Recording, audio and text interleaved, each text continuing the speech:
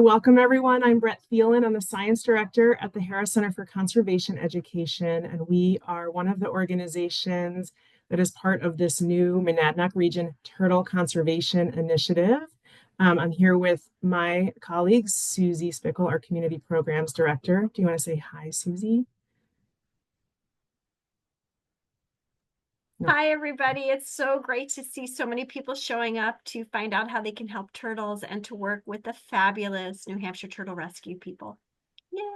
Yeah, well said. And Benay, would you like to say hi? Hi everyone, my name's Benay Hershon. I'm the district manager with the Cheshire County Conservation District, and we're just so excited to be a part of this initiative and to have so many folks interested in helping out turtles. So well said. And I'll introduce our speakers in just a minute. Before we get to the main event, I just want to share a few words about the Monadnock Region Turtle Conservation Initiative, which is this really exciting new collaboration between a whole bunch of organizations who love turtles and want to help them thrive here in Southwest New Hampshire.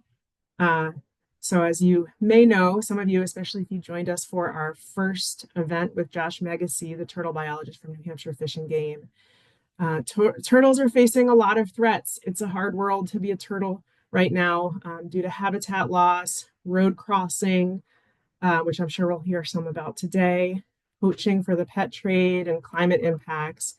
And there is a lot of really impressive research happening to help understand the impacts of these threats and what we can do about them. But there's a real gap for data here in the Monadnock region, which is kind of what gave rise to this new collaboration. So we can go to the next screen, Dallas.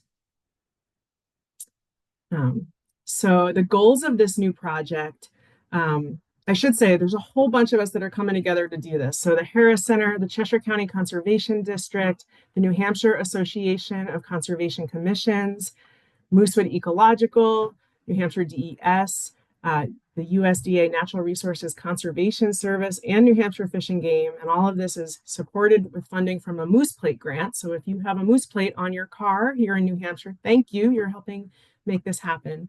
And the goals of this project, we've got a few. One is a research goal, which is to assess local wetland road crossing sites and kind of prioritize spots where roads are particularly problematic for turtles here in Cheshire County and Western Hillsborough County, and to find places where we can make changes to help reduce turtle road mortality. We're also hoping to help New Hampshire Fish and Game by filling some of their data gaps for turtles through the Fish and Game's Reptile and Amphibian Reporting Program, known as RARP. So that is a way for you to share your turtle sightings securely with New Hampshire Fish and Game, which securely is important for turtles, which I suspect Drew and Dallas might talk about later. But then they have information about where turtles are occurring, which can help with conservation projects. And then in general, just to grow support for turtle conservation through education and outreach and programs like this one. So our kickoff event was a few weeks ago. It was Turtles of New Hampshire and how you can help with New Hampshire Fish and Game turtle biologist Josh Megacy. If you missed it, it's available on YouTube to watch. And we've got another event that we're in the works for later this year that will involve live turtles at the Keene Public Library. So stay tuned for that. We can go to the next one, Dallas. And then just a quick message. We've already talked about some of this ways that you can get involved. So more events are on the horizon. This is a 2-year project. So this year and next, we're going to have lots of great turtle events. If you are someone who owns or manages land, you can actually receive funding to do turtle conservation and habitat improvement projects on your land through our partners in the Natural Resources Conservation Service. And again, New Hampshire Fish and Game would really love to have your turtle sightings reported through their RARP program, and we will put a link to that in the chat. So that's it for my introductions, other than to say that it is truly an honor to welcome Drew and Dallas of New Hampshire Turtle Rescue for tonight's talk. They are conservation heroes of mine.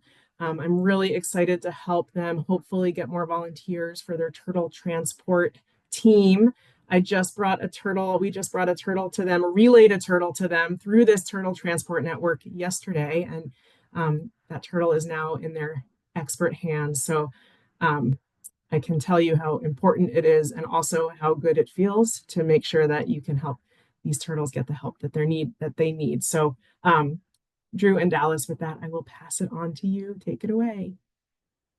Thank you so much. Yeah, thank you, Brett. Thank you, Susie, and thank you, Benet, for hosting us here. We're really excited.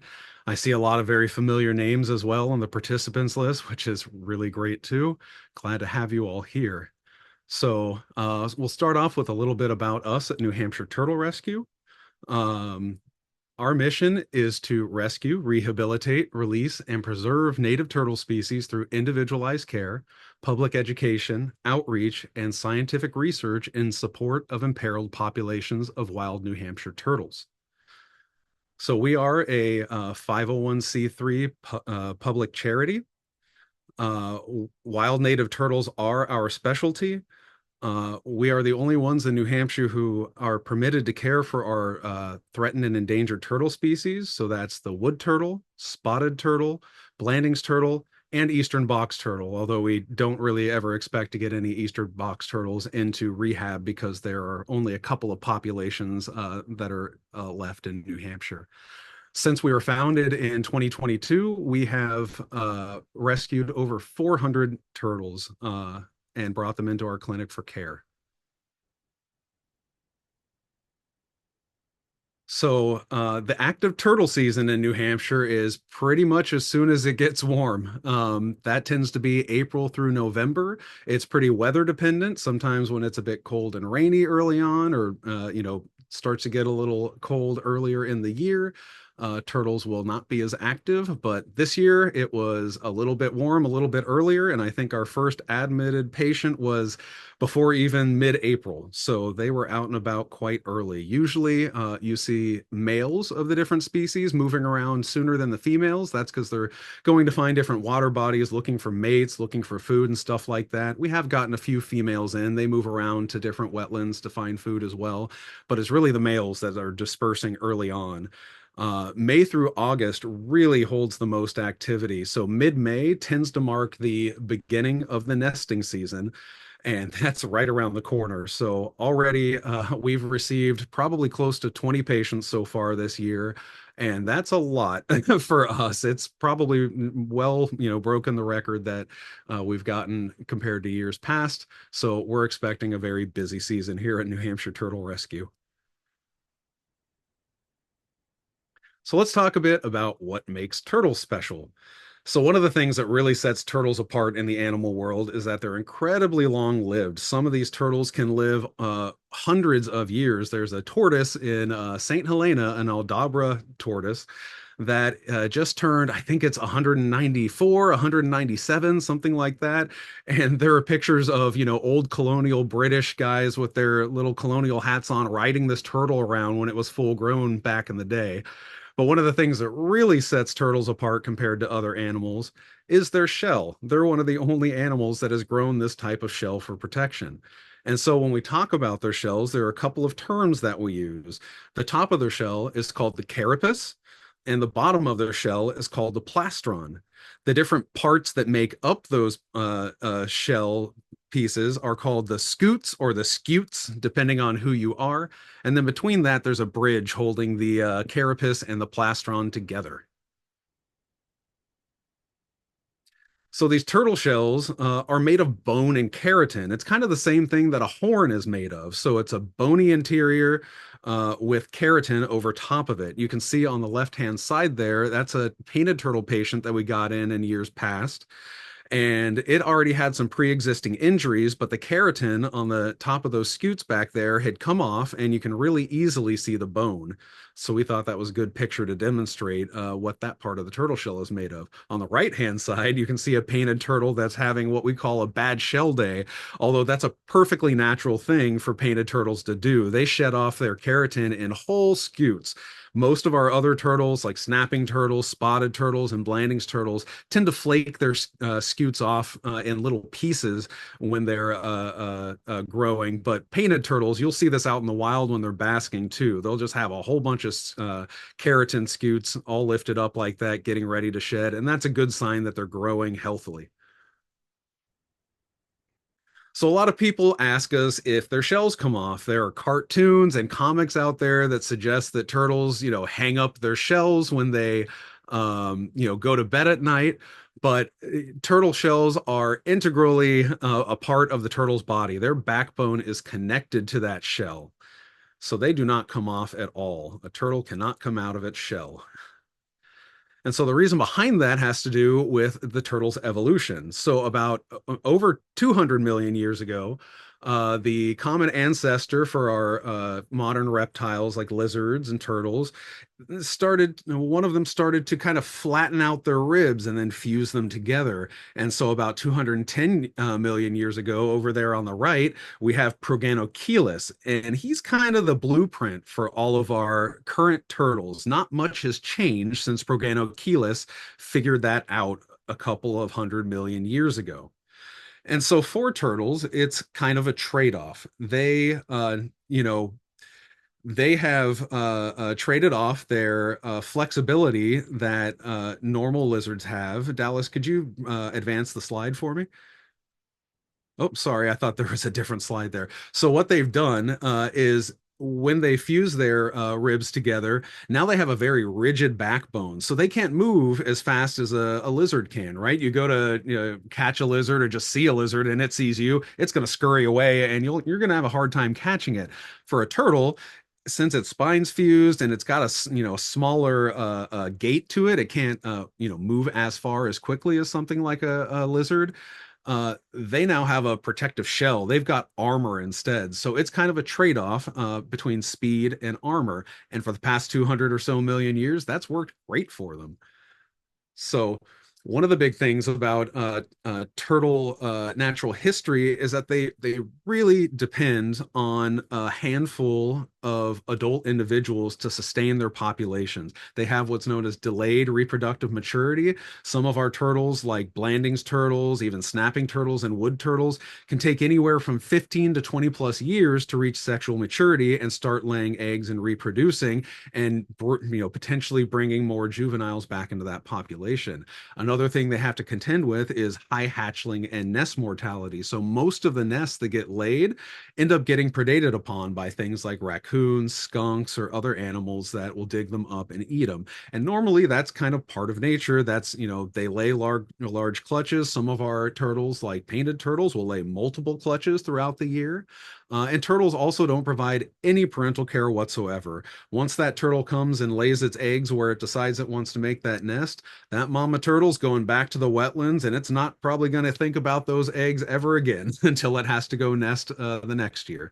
And so longevity is really the key to their survival. Since it takes them so long to be reproductive, they really depend on the adults staying in that population. And some of our turtles, like Blanding's turtles, are reproductive throughout their entire long lives. Blanding's turtles have been recorded living over 75 years in the wild. Spotted turtles have been recorded living over 52 years in the wild. And that probably means that they're capable of living much, much longer, because that's the only records that we have actually confirmed of it. So you can guess that, there are probably ones that have made it much, much longer out there. And so, I mentioned that turtles have been around for a couple 100 million years and really, figured out that blueprint for their shells early on and haven't changed much since. And so they've been able to outlast the dinosaurs, right? Something like a T-Rex, he existed from 75 million years to about 68 million years ago. You compare that to 200 million years for a turtle, and that's a small amount of time that T-Rex existed. And so the real threats that they're facing now are human-derived threats. There are a lot of unnatural pressures on these populations. And because of that, currently 4 out of our 7 native turtle species are legally protected in New Hampshire because they're imperiled with extinction. The big drivers behind that are habitat loss and fragmentation. So it's not just developing around a wetlands or filling in a wetlands.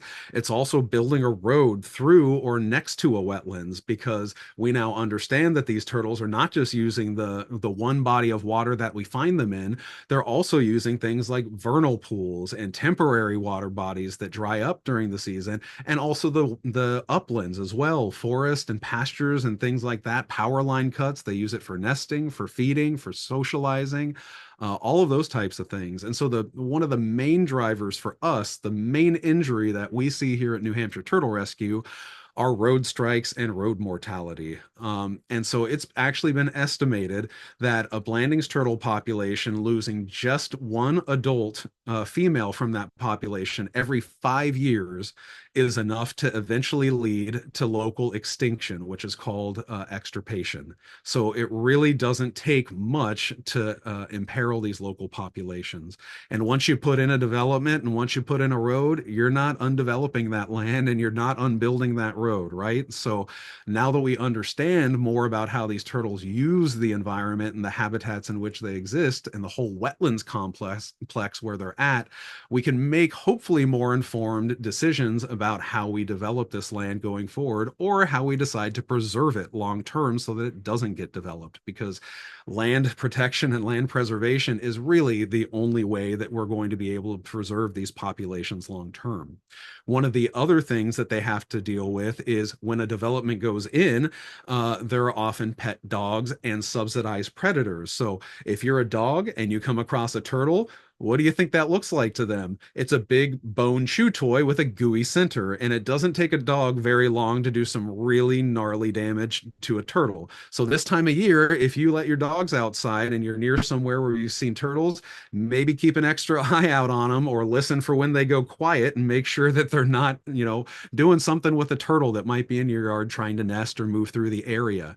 And so I mentioned subsidized predators. Those are things that tend to benefit from human development. Those are things like skunks, foxes, coyote, things that are drawn to human activity, and especially things like raccoons, right? We call them trash pandas because they love to get in our trash and eat those things there. But raccoons are one of the only animals that can really kill an adult turtle, because they have those little hands that can get in there and pull out limbs or heads and, take them off. And, raccoons are also a pretty curious animal. So they might not even be hungry. They might just want to see what they can do to this animal. So that ends up being a pretty big threat to them as well. Something else that, imperils their population is casual taking of them. We call it kidnapping, or poaching, which is the taking illegally of our protected species, and taking them as pets. And so if you think about what that does to that population, when you take a turtle out of a wild population, that turtle is essentially dead to the population. It's no different than that turtle getting killed on the road, because it is no longer able to exchange its genes. It's no longer able to reproduce. It's no longer able to do the things that a wild turtle should be doing. It's also not very kind to keep a turtle in captivity. Many of these turtles grow very large, and it's hard to give them the proper space that they need in order to thrive. They only need a handful of things to really be okay, but a lot of people miss those things and end up doing irreversible damage to these turtles. And they also end up not being releasable. For a number of reasons. They get fed like pet store feeder fish that can carry diseases like ranavirus that can be transferred over to turtles. And then people, when they realize they can't take care of these pets, sometimes they release them into the wild, and that can be incredibly damaging to the wild populations, because something like ranavirus can tear its way through a wild population and totally decimate and kill them in the matter of months. Now, this has happened in other states where they've seen them in populations of box turtles and wood turtles that have gotten ranavirus, and it really just destroys those populations. So we really don't want to release any captive turtles back into the wild, because there's too much risk associated with it.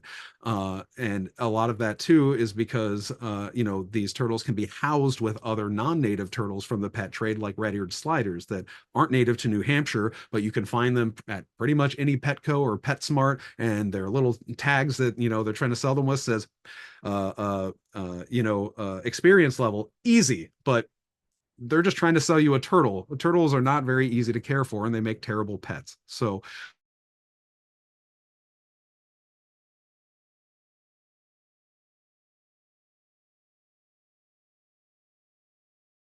Okay, so so now I to think go a now bit. Dallas is going to. Oh, oh, did I do that? Um, okay, well, It was seems my like it's recording internet now. booted, that my internet reboot, my Zoom rebooted. Apologies. Okay, good. Sweet. Um, what ends up happening initially that and the reason why we need transport volunteers and why it's so critical is that initially we will get a call. We have a turtle hotline where everybody calls in whenever they find and injure turtles. And so at this point, they will call us, and then they may have a situation where they can't transport it. They can only transport part way. And so at that point, then we are going to reach out to all of our network of transport volunteers to find the quickest way that that turtle can get to us. And with our current system, we have been able to drastically cut down the amount of time that that turtle has to wait. Time is of the essence. They have very, very critical injuries, and they can withstand injuries far surpassing what birds and mammals and everything can go. Like they can, it's always worth trying. And so the faster, the better, of course, to give them the best chance possible. And so what we do at this point with our transport volunteers is we use a particular tech service where we have it organized by county. And so we get everybody into individual sections where, to make it as easy as possible, where let's say in this example, we have a painted turtle in Middleton.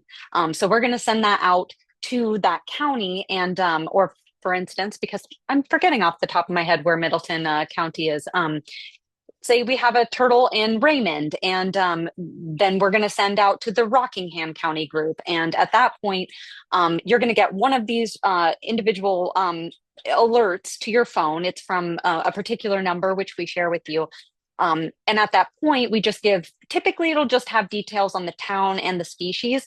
With snapping turtles, since there's a lot of people that are uncomfortable with handling them, we tend to specify if or if not that turtle is contained.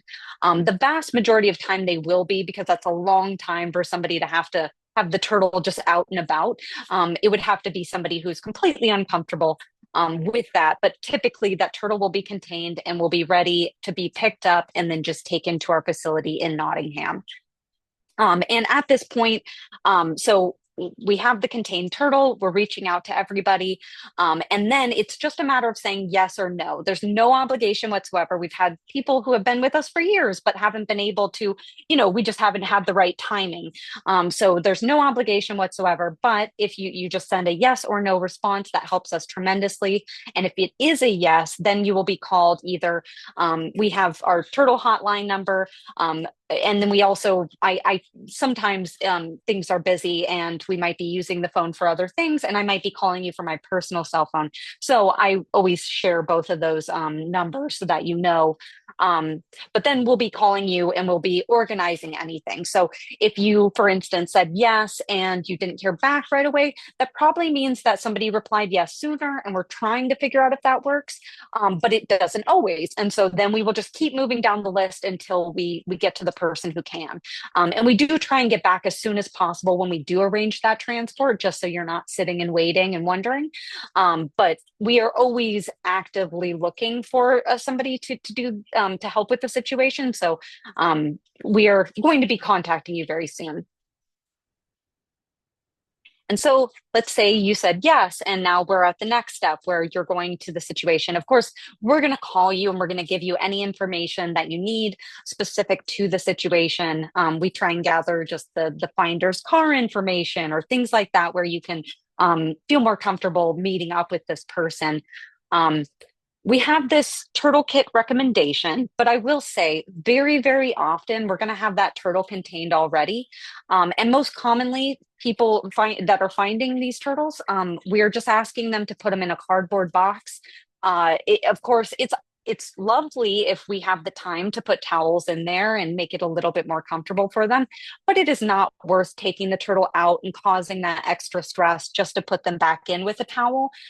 So as long as they're in a cardboard box that can close up, that is perfect. And so typically you'll just be handing over from the finder. If for some reason the finder didn't have a box, maybe they have a super unideal little habitat, or the occasional time we'll get a finder who will put them in dirt or something like that, which can dirty their wounds. Then it would be a matter of bringing out the turtle kit and transferring them over. But typically they are contained and good as is.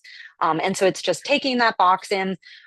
We love cardboard boxes too, because they have lots of airflow. You can close them up completely and you don't have to worry about like poking holes or anything like that. They're good.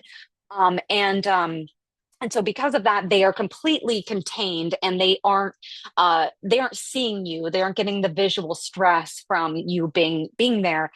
So I know it's ideal. A lot of people want to keep checking on them and being like, oh, they're moving or things like that. But the more we check on them, the more stress it is. And it doesn't even matter if they are deceased by the time they come to us, because we actually can even retrieve the eggs at times. And either way, we're always going to do everything we can. So we're not going to all of a sudden be like, oh, he's deceased, don't worry about it. So the better, the less stress, the better, generally for them. And then just some hand sanitizer for your own hands, just in case you do have to handle the turtle.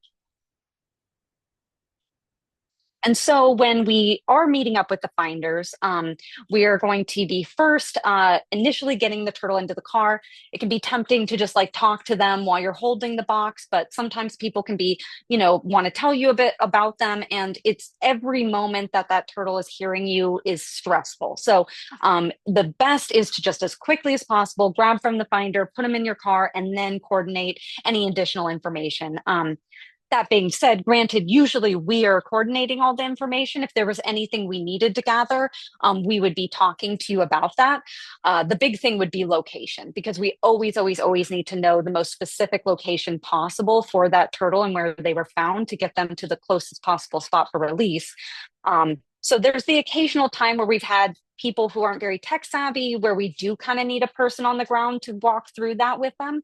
But we would coordinate that with you. Otherwise, if we don't tell you, then we already have the location.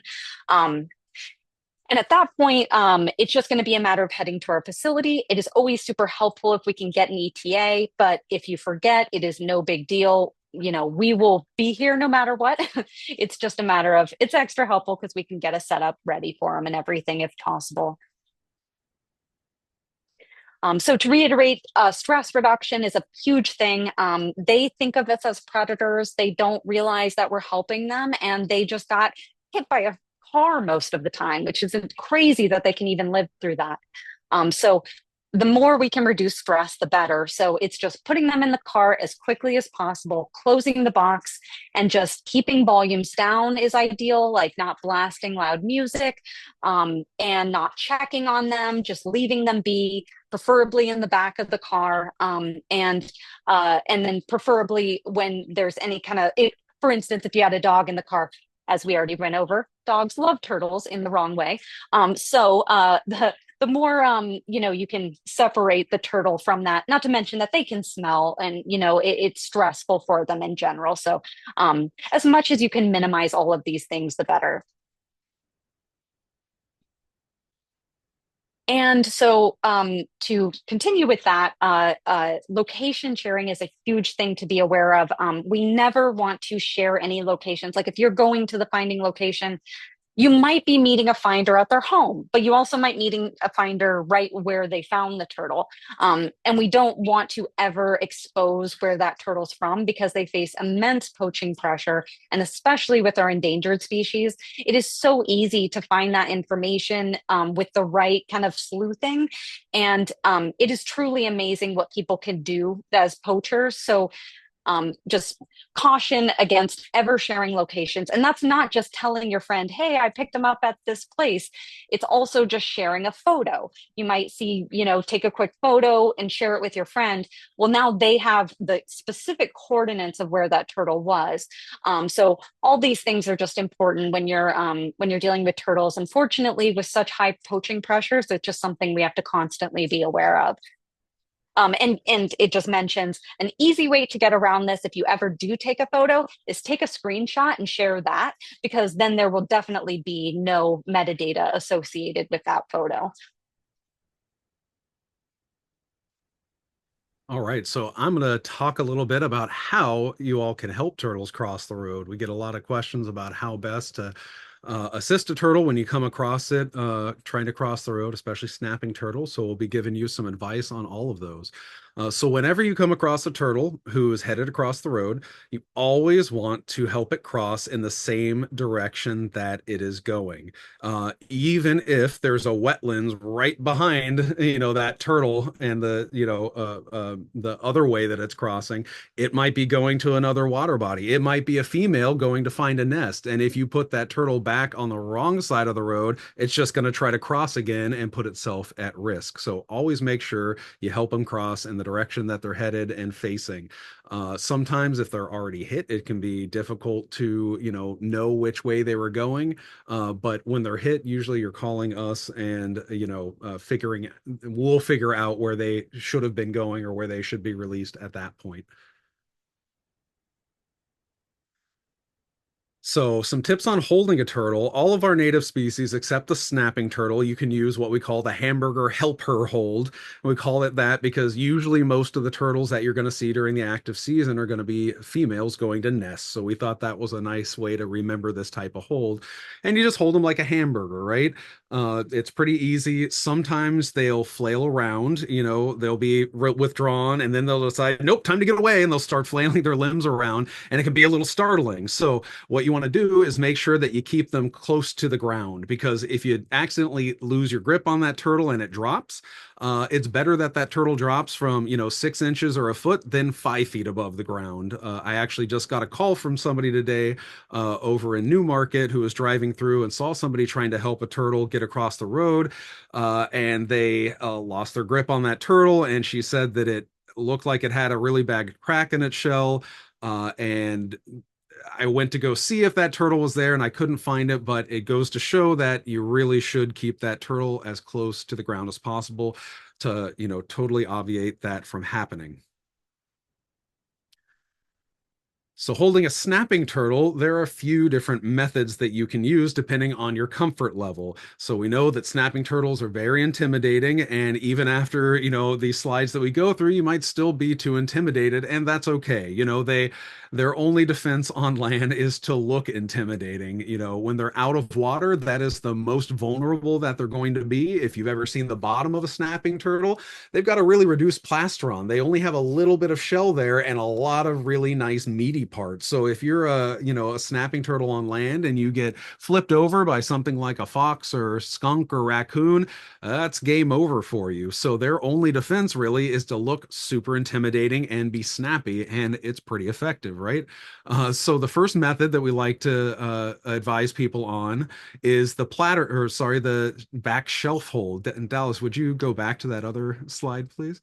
So this is one that works really well for kind of small to mid-sized snapping turtles. And a snapping turtle in the back, they have a couple of places that you can grab them, and it's kind of like a little shelf.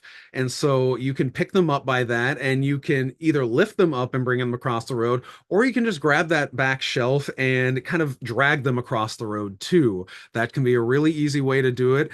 You're well outside of their snapping range, and it might scratch up their plastron a little bit, but that's okay. It's better that they get a little scratched up than get flattened by a vehicle running them over. And I want to stress that whenever you're picking up or moving a snapping turtle, because they have these really long, thick tails, it can sometimes be tempting to just grab them by that and pull them or pick them up by that. But like I mentioned earlier, turtles' backbones are attached to their shells. And so if you do that, especially with a large snapping turtle, you run the risk of dislocating, breaking its tail, or dislocating its vertebra and doing a lot more damage than you intend. So never pick it up by its tail. The method that we prefer using for holding a snapping turtle is what we call the platter hold. And so with this one, you just slip your hand underneath the snapping turtle onto its plastron, and then you use your other hand either on the back of the shell or on the base of the tail just for support, and that gives you a really secure hold on that turtle, and it also gives them a good support on the plastron. And we find that when a snapping turtle is picked up and has support under its plastron, it tends to snap less frequently than if you're just picking it up by the shell, because you can see on that left-hand side, there's not a lot of plaster on there. And so that weight is probably pretty uncomfortable. And we just find that it makes them a little more calm. I'm not saying that they're not going to snap. Some of these snapping turtles are very spicy and are just going to snap their minds off when you pick them up because they think they're being attacked. But we find that this is a really good way to securely hold the turtle, but it's not for everybody. So only if you're comfortable with it. And again, you want to make sure that it's close to the ground when you're doing that in case they do, get loose from your grip. So let's say you've just totally given up on picking up the snapping turtle, right? That's okay. There are other ways that you can move that turtle across the road. So one of the best ways you can move them across the road is using your car floor mat or a cardboard box, right? You can either, try to get it into the cardboard box and move it, or you can flatten that cardboard box, get them on top of it, and slide them across the road. Same with your car floor mat. Many people are coming across turtles when they're driving their cars, right? So most people have a car mat in them, and that tends to be a pretty good way to do that. You can also use a snow shovel. That is, a lot of people will keep a snow shovel in their car as well. And that helps you to support all of the turtle. You can scoop it up, keep it far away from you, keep it low to the ground, and just kind of walk it across the road. And that's easy peasy. Another option is using a piece of bark to get them on, if that's all you got around you, or using a large stick to try to coax them across the road. You can use a backpack or t-shirt to get them on, or just any piece of clothing that you got. Whatever surface you can put them on and drag them across the road, that is, that will work just as well. And it also really helps to give them a few words of encouragement, right? Come on, little guy, you can get across the road. We can do it. And I want to reiterate, you should never, ever pick those turtles up or move them by their tails. So now we're going to play a video from the Toronto Zoo that shows you a couple of these methods for moving a snapping turtle across the road, featuring one of the calmest snapping turtles I've ever seen. So go ahead, Dallas.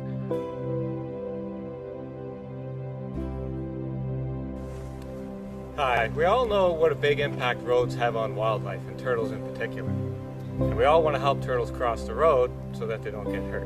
But one of the biggest questions that we get at Adopt a Pond is, how do you help a turtle across the road? The first thing that you want to keep in mind is that you always help a turtle across the road in the direction that it's heading.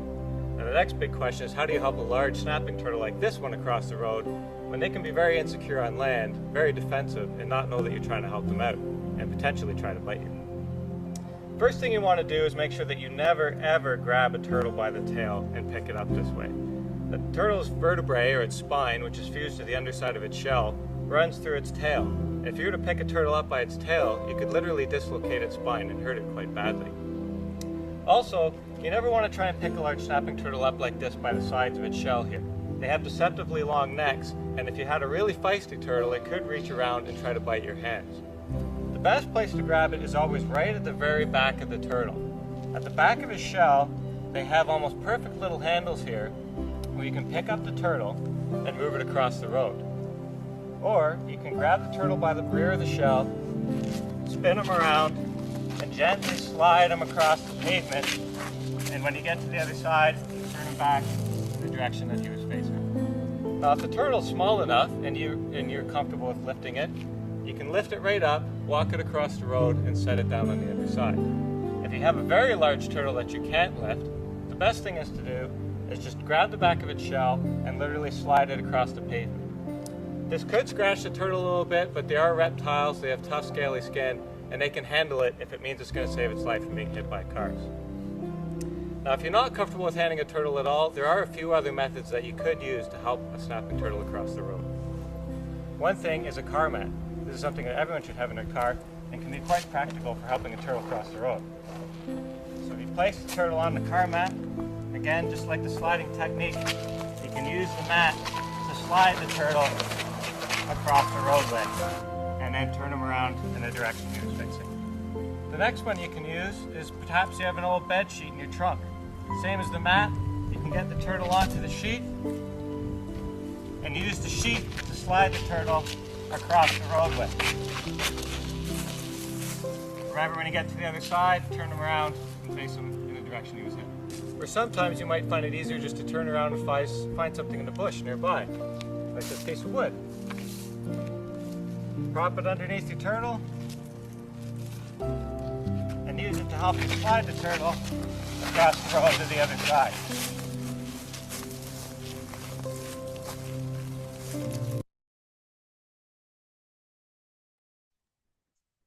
So hopefully that shows you a few of the methods that I just talked about so you can get a better idea of how it all works. That turtle is such a trooper, right? It's like Groundhog Day for him. He just keeps finding himself on the other side of the road and constantly getting moved back. So I'm going to turn it over to Dallas now to finish off a few. And my understanding too is that this is a captive turtle. So if you are dealing with a turtle on the road, they are going to snap more. Don't take it personally. It's just their defense mechanism. So um, as far as next steps, so we have volunteer forms, which we send out to you, which will be in the follow-up that we send after. And so these volunteer forms will have specifications on what counties you want to subscribe to. It's an option to just do all of the counties in New Hampshire, but obviously New Hampshire is very big. And so you can specify where is local to you and where you're willing to travel to. And then you will receive those alerts for that specific county. It'll have, specific species preference as well, which typically the most common is if you're totally uncomfortable with snapping turtles, you can put that. I will say we have it organized by county. So being the chaos of typically when we are getting a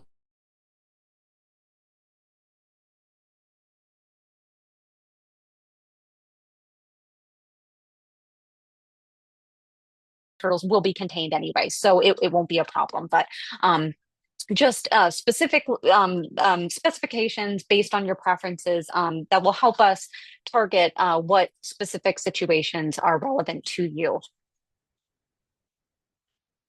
And so we afterwards will be sharing these resources. We'll be sending over these forms. They just have a variety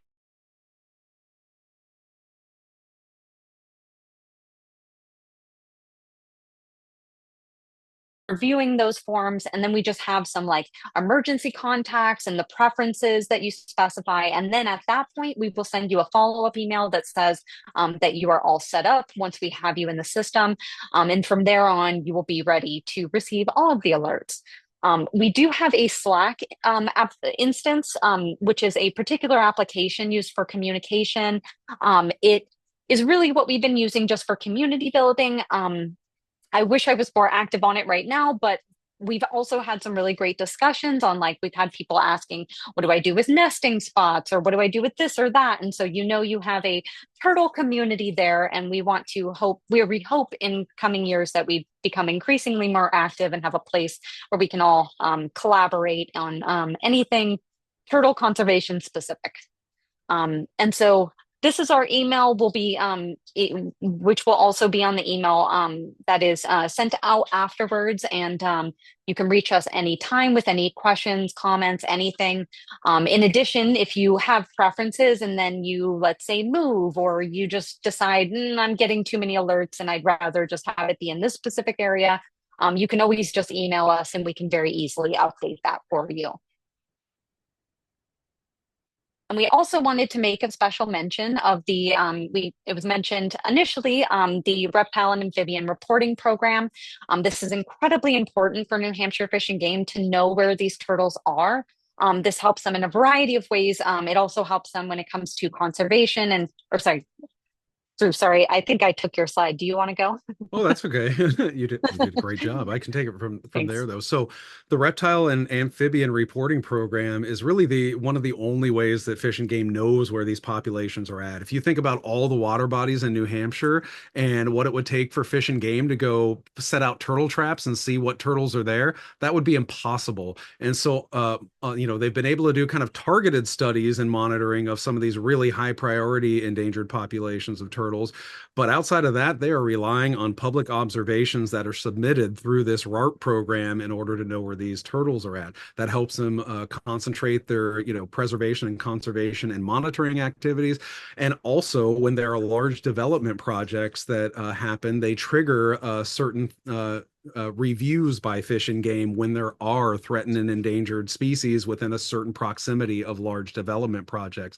And that can really help because input from Fish and Game can go a long way in mitigating some of these development projects from being as harmful as they could be to these habitats otherwise. So reporting any observation, I should say as well, it's not just the threatened and endangered turtles, it's also things like painted turtles and especially musk turtles, eastern musk turtles. If you look at the distribution maps, there are very few, observations of them in different municipalities because they tend to be a little more secretive. They're nocturnal, they don't go far from the shoreline to nest, and so there just aren't a whole lot of observations.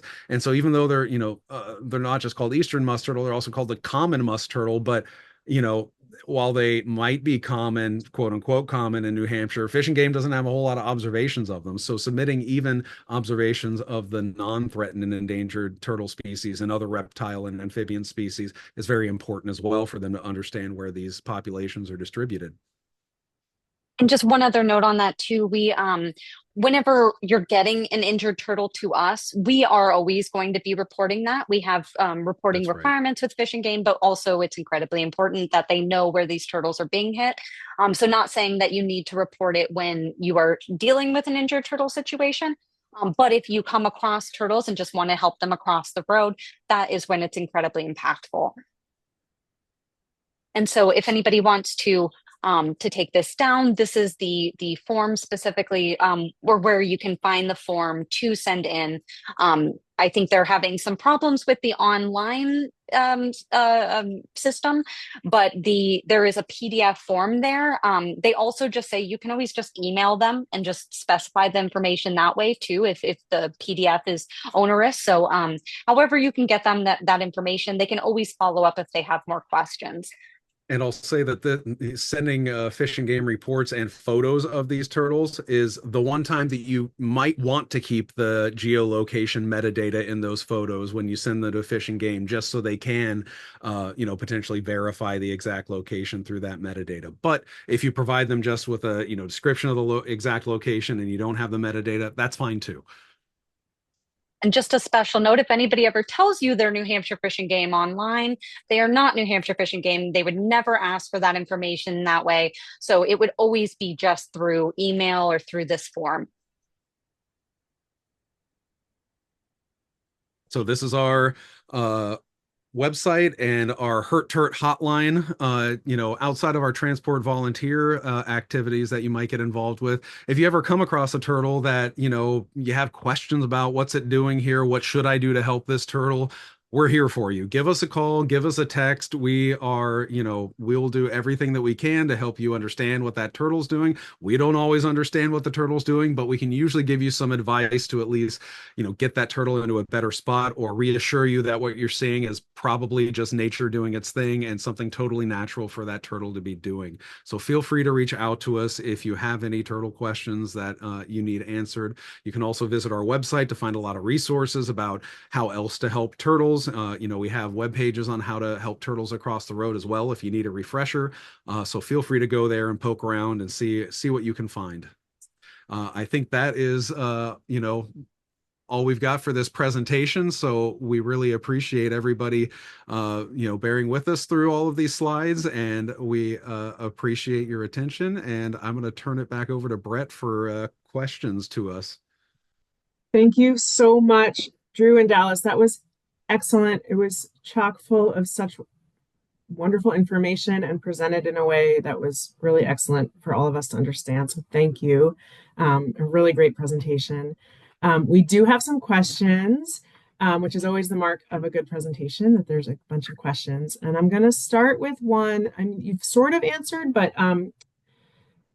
Patricia asked about, she says she lives in Franconia, Northern Grafton County. She's wondering about her area. And I also offline before this event received a question from someone who said, well, I can't drive 4 hours round trip. So I guess this isn't for me. So I'm wondering if you could talk about people who are further away and the possibility of relays, and what that might be like. Right. Relaying Yes. turtles is definitely something that we've done. We, in fact, just did it yesterday with you, right? You couldn't come all the way out to us. And so we arranged for one of our other transport volunteers to meet you halfway. So if you are, in a far-flung location from Nottingham, there's still definitely the possibility for you to drive just an hour to meet up with somebody else. They drive another hour, whatever it needs to be in order to get that turtle to us. So if you have any hesitation, go ahead and sign up. You're not obligated at all, if it's not a situation that you can, respond to. But you definitely don't have to drive all the way down to Nottingham and back if you're way far away from us. Excellent. Thank you. There's a few questions about turtle handling. I think mostly people are probably thinking about snappers in this regard. So one of them is, with either of those snapper holds, do you need to worry about them scratching you with their rear claws or claws Yeah, in general? so the platter hold is definitely one, since you're holding them under the plastron, that they might scratch at you a bit. And for the bigger snappers, yeah, it's a trade-off because the back shelf hold where you're holding them on the back, a really large snapping turtle, so much of that weight is going to be in front of you that it's going to be hard to hold them up. And the back shelf hold keeps your hands above where their legs are at, and so they can't scratch you as much. But for a really large turtle, it just doesn't work well. And so for something like that, if you don't want to get scratched up, that's where you can, use that back shelf hold and then kind of slide them across the road. Hope, preferably with a car mat or cardboard or something so that they don't get scratched up. But again, when you're dealing with a really large snapping turtle, that snapping turtle might be 50, 60, 70 years old, and it deserves to, get a chance. And so if you can get it across the road with that back shelf hold, even if it scratches it up a bit, it'll be okay. It's better than it getting hit by a car. The other possibility too is that you can always, when they are is getting them across, like if they will move across, that is of course preferred. So if you could stop traffic, for instance, if you're in a safe situation to do so, you can also just let them keep going. And in that situation, I would say giving them as much space as possible is best, because the second that they feel like you're approaching too much, they're going to try and face you because that's the only defense mechanism they have. And so that's why you'll kind of see them do a circle around you, and it can be kind of hard just to encourage them across. But if they are moving across and it's just a matter of saying, hey, stop, then that can also just be a perfect method as well. It's so hard because it's so dependent on the situation and how much traffic there is and what the snapping turtle is doing, and all of the above. So you kind of have to assess on a case by case basis. Yeah, a big highway like 101 or a very busy road is really different from a quieter back road with regards to Absolutely. some of that and how safe it might be to try to stop traffic. Beata's asking about adding a pair of leather gardening gloves to your turtle kit. Is that recommended? Yes, if that's, especially if it's claws are the concern, that would be amazing to help. Yeah. And especially, a lot of people don't know this, but snapping turtles also have musk glands on the sides of their shells on the bridge. And so oftentimes when you move them, they will musk on you. It doesn't hurt you or anything, but it's kind of smelly and it's not the most pleasant thing to get on your hands. So, if you're someone like me, I don't care, and I'll handle a turtle no matter what and just clean my hands afterwards. But yeah, I also carry a box of nitrile gloves in my car just to, whenever I handle a turtle. I don't like the skin contact if I don't have to, and so I'll use that. But if you have a large snapping turtle, they'll just shred those, nitrile gloves apart. So a leather gardening glove or some thick gardening gloves, probably a better idea for moving a snapping turtle. Okay, and another related handling question with regards to protecting yourself is, do you need to have a current tetanus shot in order to be, or should you be concerned about that if you're handling turtles? Not that I know of. I don't believe that turtles are carriers of tetanus. I've never heard of that. I mean, it's always good to be up to date on your tetanus shots anyway. But I don't think you specifically need to be in order to move a turtle. Okay, thank you. All right, there's a few more that have come in. One is from Kathy. How do you determine if a turtle just has a minor injury and should be left alone, or if it requires transport for rehab? We That takes a lot of generally, nuance. Yeah. You can go, yeah, it's Dallas. really nuanced. Yeah. I would say that we typically will deal with, we will always encourage photos and we'll be able to assess based on that. And yeah, it can be really dependent on the species, depending on the situation, the injuries, like if you knew what happened to them, for instance, because sometimes there can be internal injuries too that we can't even see. But that would definitely be something that we would just work with you on if you were unsure, where you're like, oh, well, I see a little bit of blood, but I don't think he's really injured. Otherwise, it might be worth just keeping them in the wild. So we definitely only take them in when we think it's necessary, but we do as much as we can through photos, especially if they're further away. Right. And, shell injuries often look to us, way worse than, or, much more unrecoverable than they actually are. When you see a turtle that's just in pieces, sometimes you'll often think there's just no way. But I can tell you from our experience, some of these turtles have pulled through some of the, missing entire sections of their shell where you can just see their insides. And it takes them a long time, but they'll eventually grow tissue over that. It'll calcify. The bone doesn't grow back, but they will get hardened tissue there. And we've had turtles that have, we've been able to release back to their homes that, people think there's just no way. And when we get them in, sometimes we're like, there's no way this turtle's going to make it past the first night. And they hang on, and they, we of course give them pain meds and everything else to ease their pain, but they hang on and they're able to make it through some of those extremely, incredibly grievous injuries that if you see that on any other animal, it most certainly would be the end of them. So And we don't, have literally, sorry. I was just going to say, if in doubt at all, give us a call. We will help you assess. We've seen a lot of turtle injuries, so we can tell you. And even if that turtle is moribund and likely going to pass, we can still give it a quiet place to do so. We can still administer pain medicines. If it's a threatened or endangered species, we would still absolutely want to get it in to see if we can recover it. Especially if it's a gravid female, because Dallas mentioned earlier, we can extract eggs from it. We had a situation a couple years ago with a spotted turtle that somebody found when it was already dead, and it had a bunch of eggs that were already smashed on the side of, outside of it because the force of the trauma was that bad. But there were also a couple of eggs that looked like they hadn't been damaged. And so we actually had that turtle transported to our clinic. We did recover a few of those eggs. One of them ended up hatching out, and we got a little baby spotted turtle that we were able to release back into its, now deceased mother's home wetlands. So at least its genes could potentially carry on. So sometimes we can get a bit of a silver lining out of an otherwise, horribly tragic situation. Yeah, and I would say I've called Drew and Dallas on numerous occasions when I found turtles on roads. And so yesterday the turtle we found had an injury that looked very scary but maybe recoverable. And I've also found a turtle that looked like it should have been alive, but just wasn't moving. And it wasn't alive, but it didn't look injured.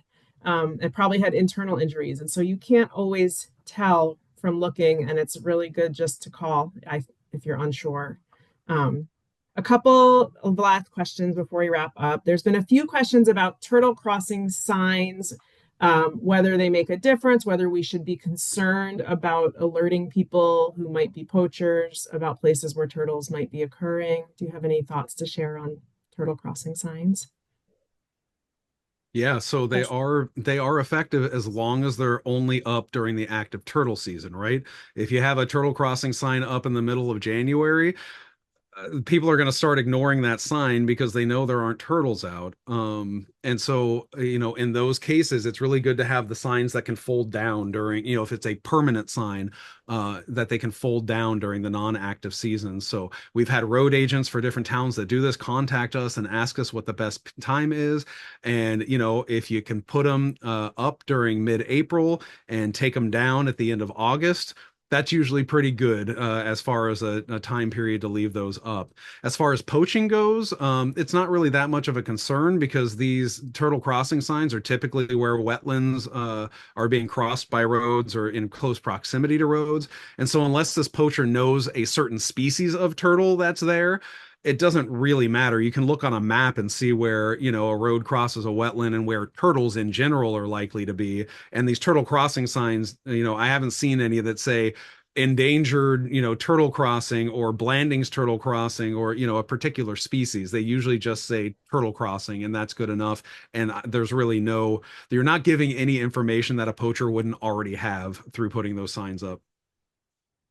And there also is the Animal Rescue League actually, and I actually should add that to our follow-up links. But they are organizing different transects where people are going to be putting up signs in certain areas, as well as they have the opportunity to sponsor a crossing. So if you, so they would be a good one to get in contact with if you would be interested in being involved in that initiative.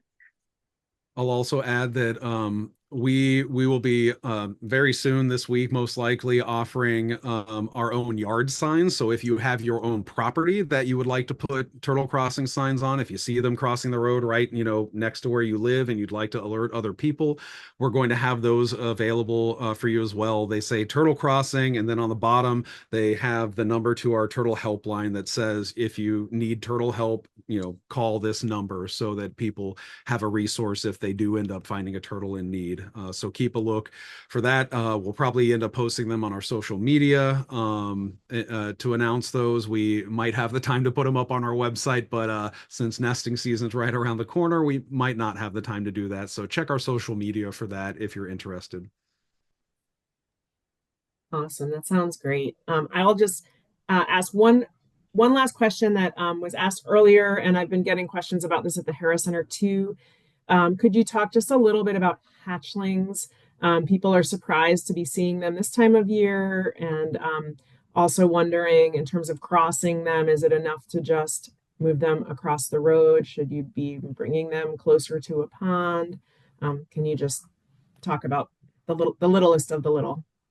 Yeah, sure. So hatchlings, usually the hatchlings that people are seeing this time of year are going to be painted turtle hatchlings and potentially snapping turtle hatchlings. So painted turtles actually have a really cool trait where when the nests are laid in late summer, the hatchlings will actually hatch out in the nest chamber and they'll stay there over winter. They actually have antifreeze in their blood that helps them deal with the cold weather during the winter and survive it. And so once it gets warm about this time of year, even a little earlier, they'll start emerging from the nest and people will start seeing them and wonder what the heck is a baby turtle doing in my backyard right now. Same with snapping turtles. Snapping turtles don't have the same antifreeze in their blood, but if it's not a particularly cold winter, yeah, these snapping turtles, that overwinter in their nest will be coming out this time of year too. We've gotten calls for both of these species so far this year that are little hatchlings. And so, turtles have been around for hundreds of million years. The hatchlings have really good instincts. They use something that's called, I'm gonna get a little sciencey here. It's called positive geotaxis, which means that they look for downward sloping areas and tend to follow those because downwards means water.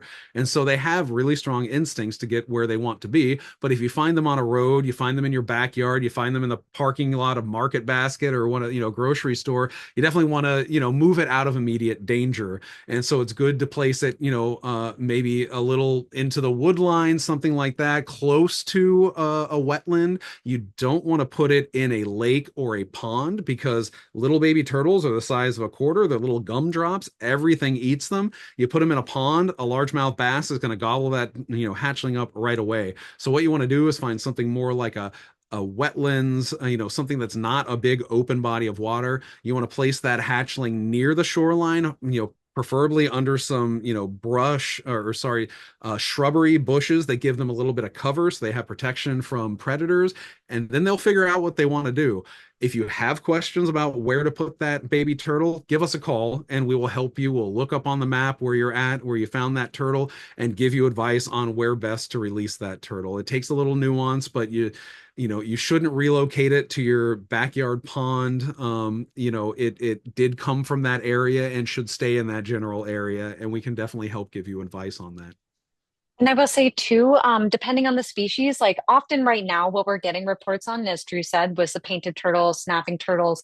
But if you're talking about any of our endangered species, they're habitat specialists. And so putting them in the nearest water body, even if it's, a half mile away, and you're like, oh, that looks like a great pond. Like they're habitat specialists, and let's say a wood turtle, they are riverine and stream specialists. So if you put them near that, that would just be adding so much more. They might have been right by a brook that you didn't even know about. And, so it just, when in doubt, it's better to not intervene. But if you know it's a painted turtle, that's one thing. All of these nuances we'd be happy to help you with if you're at all unsure.